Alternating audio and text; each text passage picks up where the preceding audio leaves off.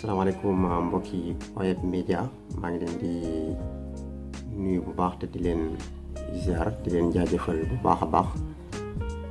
comme ni ñu ko baaxoo defee muy am ay jàngat ak i waxtaan yoo xamante ni dañ koy seq ak yéen ñi nga xamante ni yéen mbokki waa Wayed Media seq gi ñu seq waxtaan yi ak yéen nag dafay aju ci domaine yu bari domaine politique parfois religion léeg-léeg ci social lay dem et cetera parce que comme dañuy dund ci askan woo xamante ni dafa bari lu fiy xew dafa bari lu fiy am donc dafay laaj ñuy waxtaan ci suñu biir à chaque fois di waxtaan ci thèmes yoo xamante ni thèmes yu am solo la tey nag li ma bëgg a waxtaane dafay jëm ci benn série théâtrale boo xamante ni mu ngi tudd Madior ak Dior waxtaanu ma nag ci côté artistique wala ci côté réalisation wala ci côté scénario donc critique yooyu peut-être am na ñeneen ñoo xamante ne ñoo koy def man côté bi ma ci bëgg a ñëwee rek mooy li jëm ci li laal tuuti ci diine te ma gis ne point la bu sensible boo xamante ne dañ ko touché fan yi yëpp nag bu ma jumul ci épisode 18 bi la fan yi yëpp maa ngi doon bàyyi xel est-ce que suñu ñëwaatee ci yeneen épisodes yi nga xamante ne moo ci topp dinañu rectifier wala ñu waxaat lu ci jëm mais dafa mel dañ ko ignorer donc li may njëkk a def mooy bàyyi ngeen seetaan lii nga xamante ni mooy première partie bi ma leen di wan ci li ma bëgg a waxtaan. ñu maye fa rakam mais loolu suñu diine may nañu ko.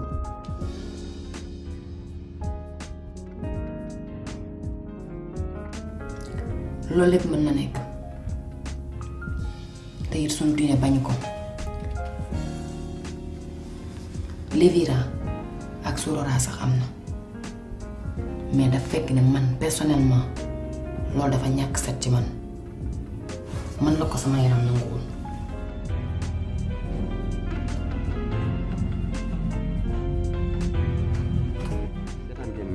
première partie bi gis ngeen li ci nekk mu nekk benn histoire boo xamante ni dañ ko ci junj te dafa laal diine ñu ci wax ci diggante koo xamante ni jigéen la ak morom ji ñu bokk ndey ak baay wala ñu nekk ay sœur comme ni ñu koy waxee en français ba pare bokk jëkkër donc mu nekk loo xamante ne l'islam dafa wax ne mënul nekk waxu ko sax ci foo xam ne dañuy wax naan ay hadis la mu nekk deuxième position wala ijma la mu nekk loo xamante ni dajee borom xam-xam yi la wala xiyaas muy àtte bu fi amoon wala yu mel noonu ñu nattaat ci boobu mais ci alquran la wax directement que ni ñaar ñu bokk mënuñoo sëy donc bu doon dañ ko wax ci benn partie ci film bi wala ci épisode bi bàyyi du grave mais dañ ko waxaat ko ça veut dire mën naa ci joxe trois fois yoo xam ne wax nañ ko damay bàyyi ñu seetaanaat beneen bi nga xamante ni mooy confirmer li ma doon wax. Dior man ko gis mu génn di dem moom rek lan moo tax déposé ko sa oto. bëggul ma déposé ko daa bañ dem ba léegi bëggul ma jëkk ko bëggul ma laal ko même lal bi ñuy tëdd sax nangu ci fanaan ci suuf la fanaan démb. moom lan la fo xanaa xamul ne góor l'islam nangu na mu am ñetti jabar yoo xam ne ñoo bokk ndey ak baay.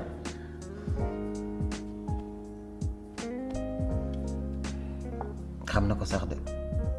juste que xelam da ko nanguwul neen pour moom loolu dafa salte. seetaan ngeen boobu aussi ki nga xamante ni moo di kon Madior ak Dior ñoom waxtaan nañ ci seen biir ba junj ko fi toogaat na ak papaam ki ñuy wax Pape Birahim moom assumé ay responsabilités am mel ni li muy wax daf ko xam l'islam la ko teg ci diine la ko teg ba confirmer li nga xamante ni mooy nee na ñett sax ñoo xam ne bokk nañ ndey ak baay mën nañoo bokk li nga xamante ni moo di jëkkër mu nekk théorie bu doy waar boo xamante ni wax na ko te lu jara bàyyi xel la ci waxat ko ne ko buy wax ci diine na xool li muy wax ci diine lan la parce que nag diine rek moo amul spécialiste bu ñu nangu ça veut dire bu dee économie dañuy woo ko xam bu dee affaire beneen économie lu jëm ci wàllu côté justice wala yu demee noonu dañuy woo ay avocat wala ay juriste ñu wax ci mais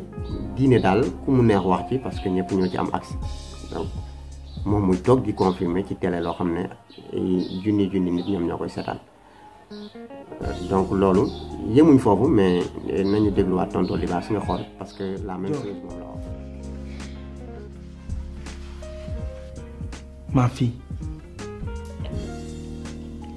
tu sais, le monde est petit. Et comme le disent les Wolof là,